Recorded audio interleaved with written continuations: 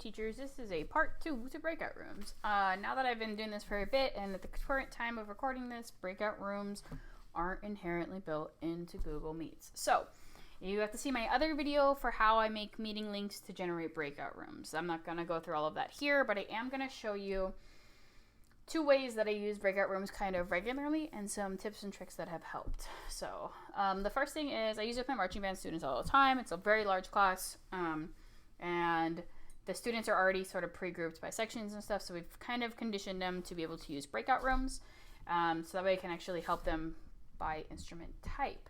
So coming into classwork, my students at the top, we have a couple things going on up here right now, but you can see they have this one titled breakout rooms. I leave that up all the time. It's a view only doc. My students can't change it, they can just see it. And it includes this beautiful document. We tell you it's very fancy, some boxes. And so my students are bunched by instrument section. Apparently there's a student looking at this in the background somewhere.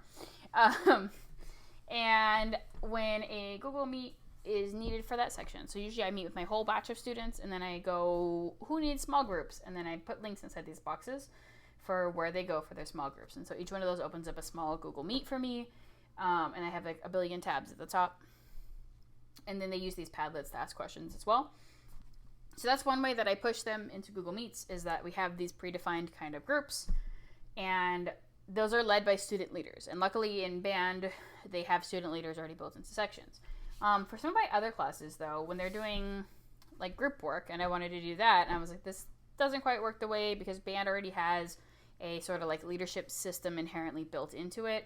How can I make that work? And what I found was working was, I have these sort of Google Slides, or I could do it on a Google Doc, I guess, as well.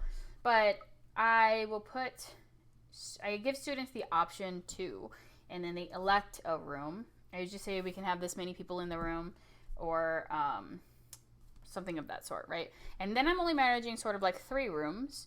But I do a quiet room because I have some students that are like camera off, chat only kind of kids. And it's like, cool, if you go into that room and you're actually working, great.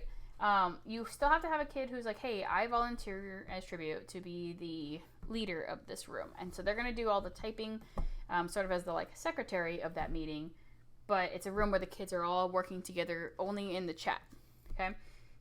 This medium room tends to be my sort of main meeting link, like the one that would come from this on a Google Classroom. And that room, some kids unmute, some kids talk in the chat. I kind of facilitate it. Kids who aren't go-getters, who don't want to push into the other rooms, I'm like, okay, stay here with me. And then we kind of work through that together, and it's a medium room. There's some noise, but there's also not.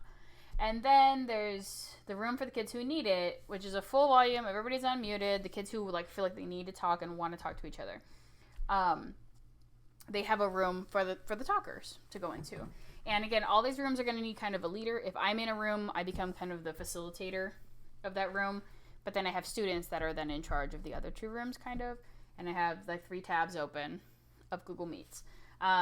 If I use slides with it, for example, I'm going to keep this one open. We may have certain discussion questions, things like that. I usually will share, I wish I had a good example to show you guys ready right now, but I will share slides like this. Each slide would have boxes kind of like this. I like shapes rather than just text boxes, because the kids do weird stuff with text boxes.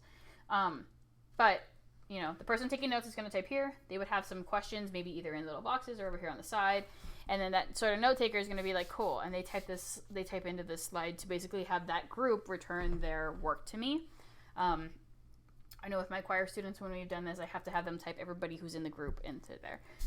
And then they're basically all kind of working on a slide deck, a little bit chaotically, but all together, right, to then turn things in while I have these 3 Google Meets open. And I found that actually kind of really works. Some kids, they like the option of which group they can go into, and inherently each group, a kid is sort of a natural leader. So this has been working for students. If you have other comments, tips, tricks that you've been doing, feel free to let me know. But so far, this has been a great tool for kind of managing breakout rooms once we get them going.